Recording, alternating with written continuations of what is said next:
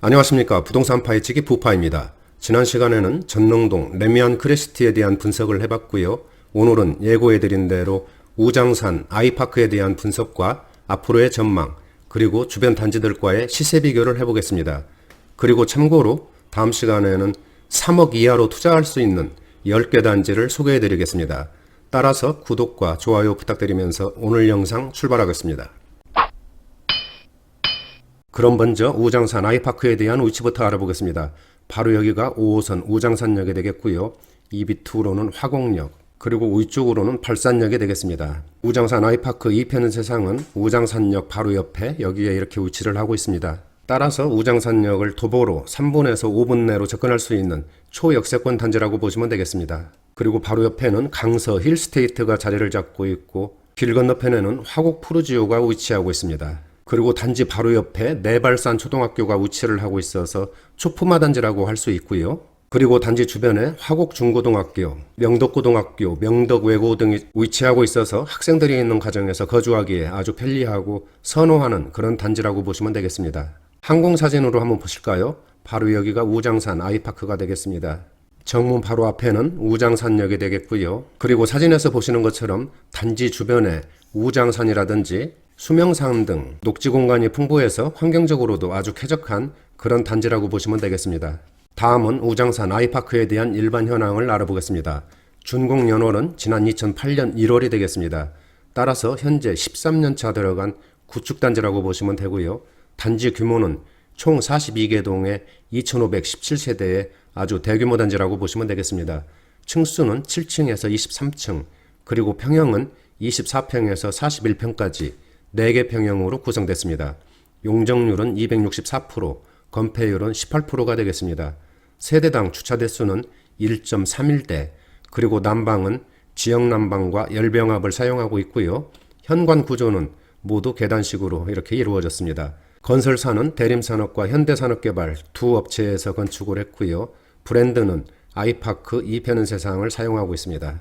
다음은 우장산 아이파크 평형별 현황을 알아보겠습니다. 먼저 세대수인데요. 24평은 530세대, 32평은 1409세대, 그리고 37평은 156세대, 41평은 422세대로 이렇게 구성이 됐습니다. 따라서 전체적으로는 2517세대의 대단지라고 보시면 되고요. 그리고 침실과 화장실을 보시면은 24평, 32평, 37평까지는 침실 3개와 화장실 2개로 이렇게 배치가 됐고요. 41평은 침실 4개와 화장실 2개로 이렇게 구성이 됐습니다. 평형별 대략적인 재산세를 보면은 24평은 97만원, 32평은 145만원, 37평은 165만원, 그리고 41평은 179만원 정도의 재산세가 부과되고 있는 것으로 나타나고 있습니다. 모든 평형에서 종합부동산세는 해당 사항이 없고요. 월 평균 관리비를 보면은 24평은 15만원, 32평은 21만원, 37평은 25만원, 그리고 41평은 29만원 정도의 월 평균 관리비가 나온다고 보시면 되겠습니다.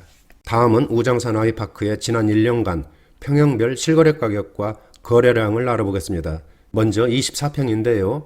세대수는 530세대입니다. 작년 9월까지 7억 원대 거래를 보이다가 10월에 8억 원대로 상승을 했고 지난 2월에는 8억 8천으로 최고가를 기록했습니다. 그리고 지난 3월부터는 거래가 거의 끊겼다가 5월에 8억 5천에 한 건 거래되는 그런 모습을 보였습니다. 24평 현재 호가는 8억 8천 수준에서 형성되고 있고요. 거래량을 보면은 작년 10월까지는 6건에서 8건 정도의 거래를 보였지만은 금년 들어와서는 2건 내외로 저조한 그런 거래 실적을 보여주고 있습니다. 다음은 1409세대로 세대수가 가장 많은 32평입니다. 작년 12월부터 10억 원대로 올라서면서 안정적인 그런 모습을 보이고 있고요. 지난 2월에는 10억 7,900으로 신고가를 경신했습니다.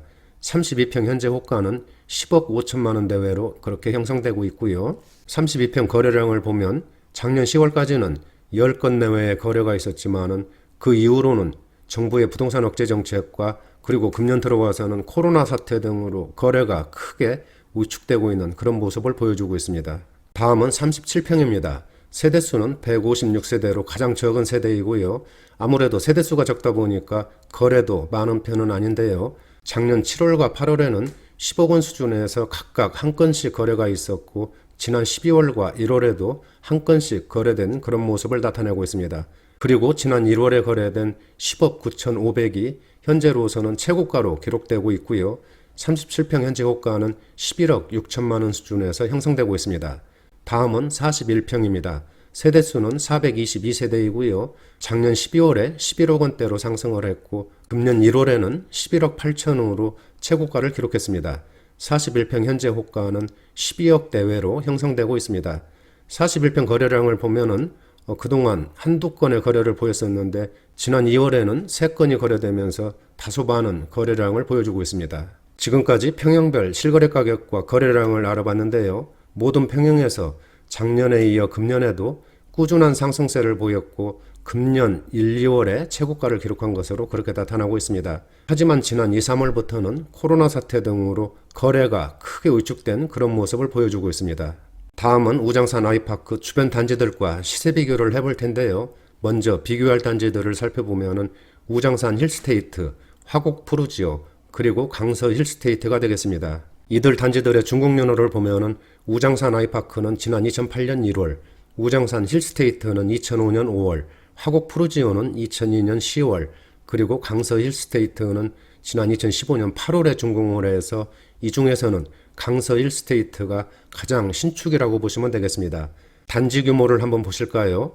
우장산 아이파크는 42개 동에 2517세대, 우장산 힐스테이트는 40개 동에 2198세대, 화곡 푸르지오가 50개 동에 2176세대, 그리고 강서 힐스테이트는 37개 동에 2603세대로 이렇게 단지 규모를 보여주고 있습니다. 따라서 4개 단지 모두가 2000세대가 넘는 대규모 단지라고 보시면 되겠습니다. 층수를 보시면 우장산 아이파크는 7층에서 23층, 우장산 힐스테이트는 15층에서 21층, 그리고 화곡 푸르지오는 9층에서 15층, 강서 힐스테이트는 8층에서 21층까지 이렇게 건축이 됐고요. 각 단지들의 평형을 한번 보실까요? 우장산 아이파크는 24평에서 41평, 우장산 힐스테이트가 24평에서 47평, 그리고 화곡 푸르지오는 34평에서 71평, 강서 힐스테이트는 24평에서 55평으로 이렇게 구성이 됐고요. 화곡 푸르지오만 20평대가 없고 큰 평수로만 이루어진 그런 모습을 볼 수가 있겠습니다. 그럼 지금 설명드린 3개 단지들과 실거래 가격을 비교해 보겠습니다. 먼저 24평인데요. 우장산 아이파크 24평은 앞에서 설명드린 대로 작년 10월에 8억 원대로 상승을 했고 그 후로 지난 2월까지 8억 중후반대에서 거래를 보이다가 현재는 한산한 모습을 보이고 있습니다. 다음은 우장산 힐스테이트 24평입니다. 작년에 이어 금년 2월까지 8억 중반대 거래를 보였지만은 3, 4월에는 거래가 끊긴 그런 모습이고요. 지난 5월에 8억 8천 거래가 한 건 있었네요. 화곡 푸르지오는 20평대가 없기 때문에 생략을 하고요. 강서 힐스테이트 24평은 금년 1월에 9억 500만 원으로 신고가를 기록했고요. 그 후로는 거래가 줄면서 약보합세를 보이다가 지난 5월에는 8억 3,500까지 내려온 그런 모습을 보여주고 있습니다. 다음은 33평입니다. 우장산 아이파크 33평은 작년 하반기부터 현재까지 10억 원 내외로 꾸준히 거래되면서 등락폭이 크지 않고 안정된 그런 모습을 보이고 있고요. 지난 5월에 10억 2천만 원 거래가 마지막 거래로 보이네요. 우장산 힐스테이트 33평은 작년 11월에 처음으로 10억 클럽에 가입을 하면서 금년 2월에는 11억 2천으로 신고가를 기록했습니다. 하지만 지난 3월부터는 거래가 줄면서 약보합세로 돌아선 그런 모습을 보이고 있습니다.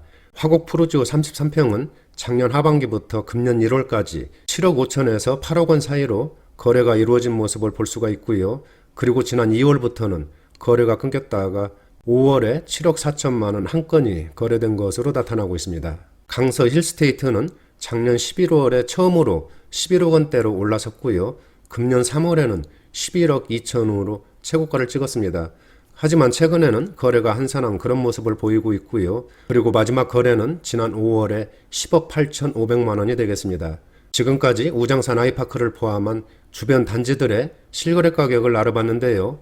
작년에 꾸준한 오름세를 보였고 금년 들어와서도 상승세가 이어지면서 대부분 단지들이 작년 말과 금년 초에 신고가를 기록하는 그런 모습을 보였습니다. 다음은 주요 평형별 평면도를 보시겠습니다. 먼저 24평 기본형인데요. 침실 3개와 화장실 2개로 이렇게 구성이 됐고요. 아래쪽과 위쪽으로 발코니가 넓게 이렇게 배치가 돼서 통풍이 잘 되는 그런 구조라고 보시면 되겠습니다. 오른쪽은 32평 기본형이 되겠습니다. 침실 3개와 화장실 2개로 이렇게 배치가 됐고요. 3베이 구조로 맞통풍이 아주 잘 되는 그런 구조라고 보시면 되겠습니다. 그리고 이 밑에 부분 발코니를 이용해서 확정할 수 있는 그런 구조라고 보시면 되겠습니다. 다음은 37평 기본형이 되겠습니다. 침실 3개와 화장실 2개로 이렇게 기본적으로 배치가 됐고요. 아래 위쪽으로 발코니가 아주 넓고 시원하게 배치된 그런 모습을 볼 수 있고요. 3베이 구조로 통풍도 잘 되는 그런 구조라고 보시면 되겠습니다. 오른쪽은 41평 기본형이 되겠습니다. 침실 4개와 화장실 2개로 이렇게 배치가 됐고요. 거실도 아주 넓게 배치가 된 것 같고 양쪽으로 발코니도 넓고 시원하게 배치가 돼서 통풍도 잘 되는 그런 반듯한 그런 구조라고 보시면 되겠습니다.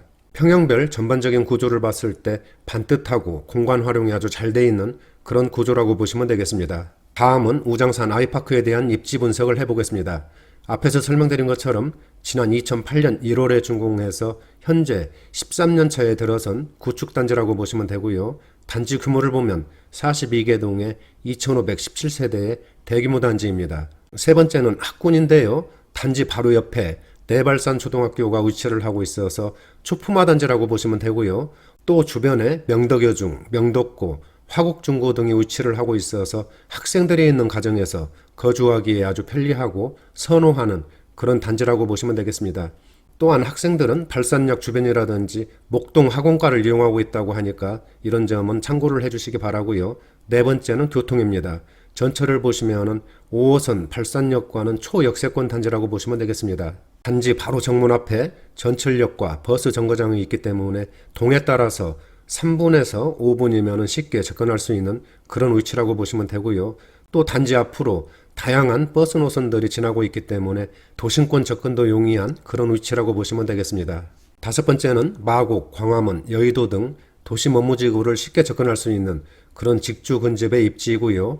여섯 번째는 대형 쇼핑몰, 재래시장, 병원, 은행 등 주변 생활 인프라가 아주 발달되어 있기 때문에 생활하기에 아주 편리한 그런 입지라고 보시면 되겠습니다. 일곱 번째는 단지 주변에 우장산, 수명산 등 녹지 공간이 풍부해서 환경적으로도 아주 쾌적한 그런 단지라고 보시면 되고요. 또한 단지 내에 울창하고 아름다운 조경도 우장산 아이파크의 장점이라고 그렇게 생각을 합니다. 여덟 번째는 단지 내 운동시설 등 커뮤니티도 상당히 발달되어 있고요. 마지막으로는 16만 명이 근무한다는 마곡지구 완성 등 주변 개발에 따른 시너지도 크게 기대되는 그런 단지라고 보시면 되겠습니다. 다음은 우장산 아이파크에 대한 전망을 해보겠습니다.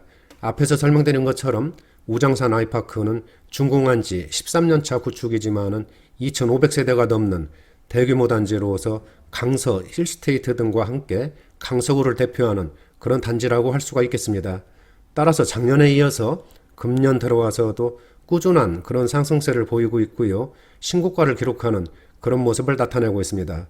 하지만 현재 분위기를 보면은 정부의 부동산 억제 정책과 코로나 사태가 맞물리면서 거래가 크게 위축된 그런 상태라고 보시면 되고요.